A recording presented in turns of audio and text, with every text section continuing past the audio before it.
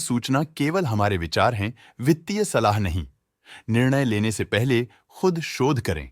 किसी भी लाभ या हानि के लिए हम उत्तरदायी नहीं हैं।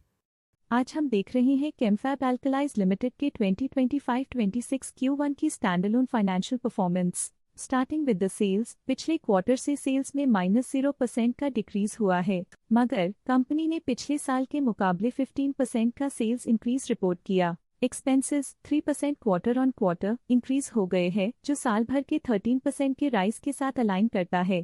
क्वार्टरली सेल्स के कंपैरिजन में एक्सपेंसेस इंक्रीज होना दिखाता है कंपनी ने एक्सपेंसेस मैनेज करने के लिए स्ट्रगल किया। हालांकि कंपनी ने एनुअली अच्छा परफॉर्म किया। ऑपरेटिंग प्रॉफिट, जो पिछले साल के कंपैरिजन में 28% अप हुआ है, quarter on quarter around -15% decrease हुआ है। Operating profit margin OPM annual basis पे 1.5% से इंक्रीज हुआ है और पिछले क्वार्टर के कंपैरिजन में -2.5% से डिक्रीज हुआ है। एक्सेप्शनल आइटम्स को ऐड करके अदर इनकम पिछले क्वार्टर के कंपैरिजन में -17% गिर गई, बावजूद इसकी ईयरली डिक्लाइन -59% हुई है। इंटरेस्ट एक्सपेंसेस पिछले क्वार्टर से 0% अप हुआ, लेकिन ईयर ओवर ईयर इंक्रीज लगभग 2 गुना हुआ है। डिप्रिशिएशन कॉस्ट्स में क्वार्टरली -44% का डिक्लाइन देखने को मिला और ईयरली बेसिस पे -16% का डिक्रीज देखा गया। प्रॉफिट बिफोर टैक्स एनुअली 23.5% बढ़ा, लेकिन प्रोसीडिंग क्वार्टर से 29.5% बढ़ा है। इस साल कंपनी ने 29% टैक्स पे किया और क्वार्टरली कंपनी ने 28.5% टैक्स पे किया है।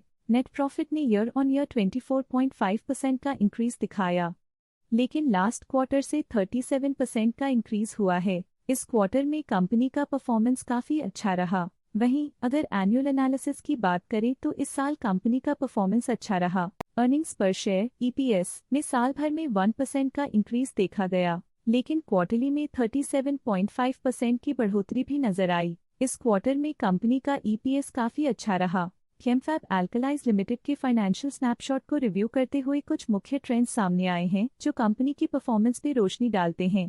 जून 2022 से जून 2025 तक केमफैब अल्कलाइज लिमिटेड की फाइनेंशियल जर्नी में सबसे पहले बात करते हैं सेल्स की। इस साल सेल्स में 3% की वृद्धि हुई है और पिछले 4 सालों में 3.5% की वृद्धि हुई है, जो एक निरंतर अपवर्ड ट्रेंड को दर्शाता है। 2 साल पहले के टेम्पररी डिप के बाद सेल्स में वृद्धि ने फिर से रफ्तार पकड़ी है, जो बाजार की साइक्लिकल नेचर को उभारती है। अब बात करते हैं एक्सपेंसेस की। इस साल एक्सपेंसेस 4% बढ़े हैं और 4 सालों में 19% का इजाफा हुआ है। इस साल हालांकि एक्सपेंसेस सेल्स से थोड़ा ज्यादा बढ़े हैं, मगर ग्रोथ रेट्स का करीब होना स्टेडी ऑपरेशनल कॉस्ट को दर्शाता है। चैलेंजेस से गुजरते हुए ऑपरेटिंग प्रॉफिट ने इस साल -4% की डाउनटर्न देखी, जो एक ट्रेंड को कंटिन्यू करता है। पिछले 4 सालों में -40.5% की डिक्लाइन के साथ एक वृद्धि के बाद पिछले 2 सालों से ऑपरेटिंग प्रॉफिट गिर रहा है, जो कुशलता बनाए रखने में चैलेंजेस को दर्शाता है। कठिन दौर से गुजरते हुए नेट प्रॉफिट में इस साल -33% की गिरावट आई है, जो पिछले 4 सालों में -65.5% की गिरावट के साथ चुनौती पेश करता है। पिछले 2 सालों से नेट प्रॉफिट में गिरावट आई है, जो ऑपरेशनल चैलेंजेस या मार्केट कंडीशंस पर चिंता बढ़ा सकती है। EPS के लिए रास्ता कठिन रहा है। इस साल EPS -49.5% डिक्रीज हुआ और पिछले 4 सालों में कुल मिलाकर -74% की गिरावट हुई है। एक इजाफे के बाद पिछले 2 सालों में EPS गिर रहा है, जो कुछ चैलेंजेस को दर्शाता है जिन्हें स्ट्रेटेजिक रिव्यू की जरूरत है। चलिए अब बात करते हैं शेयर होल्डिंग पैटर्न की। केमफैब अल्कलाइज की शेयर होल्डिंग रिपोर्ट्स कुछ इस प्रकार की हैं, जो अननोन 2025 के तक चलता है। ये रिपोर्ट कंपनी के शेयर्स की डिटेल्ड जानकारी देता है, जिसमें promoters, promoter groups, foreign investors, public investors और सरकारी एंटिटीज शामिल हैं। पब्लिक द्वारा हेल्ड शेयर्स का परसेंटेज 27.52% से इंक्रीज होकर 2025 के में 27.53% तक का इंक्रीज से देखा गया। ये चेंजेस स्टेट है कि पब्लिक की इन्वेस्टमेंट कंपनी में क्वार्टर टू क्वार्टर इंक्रीज हुई है।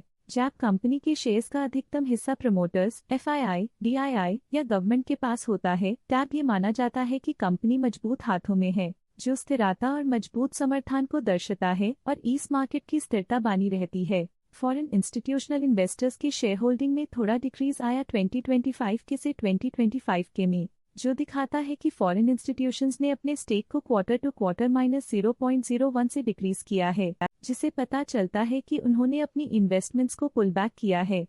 ये था कंपनी का करंट शेयर होल्डिंग पैटर्न। आज के लिए फाइनेंशियल सेक्टर में इतना ही। देखने के लिए धन्यवाद। स्टॉक लेटेस्ट न्यूज अपडेट के लिए चैनल को सब्सक्राइब करें और वीडियो को लाइक एंड शेयर करें।